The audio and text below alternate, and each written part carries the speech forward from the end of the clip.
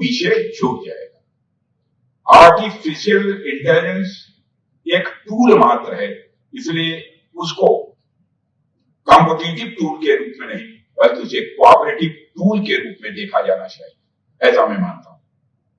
साथियों, आज टेक्नोलॉजी ने हमारे जीवन के लगभग हर हिस्से को छू लिया है। अब आर्टिफिशियल इंटेलिजेंस और नई नई टेक्नोलॉजी को अपनाना यह बहुत अच्छी बात है। इससे काम आसान होता है, प्रोडक्टिविटी बढ़ती है और नई संभावनाएं भी इसके कारण स्वाभाविक रूप से खुलती हैं। लेकिन जैसा कि किसी ने कहा है, embrace technology but don't become it.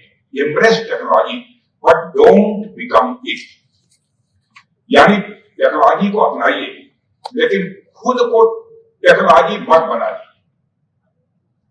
और यह याद रखना बहुत जरूरी है कि टेक्नोलॉजी एक साधन है, यह साध्य नहीं है, यह मीन्स है, यह एम नहीं है, यह हमारी मदद के लिए है, हम उसके लिए नहीं बने। टेक्नोलॉजी हमारे लिए है, हम उसके लिए नहीं।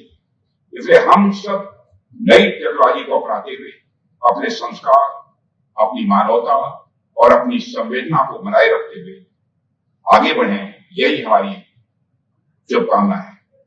जैसा कि आप सभी जानते हैं कि हमारा देश अब अमृत काल में प्रवेश कर चुका है। 2047 तक हमने भारत को एक विकसित राष्ट्र बनाने का लक्ष्य रखा है।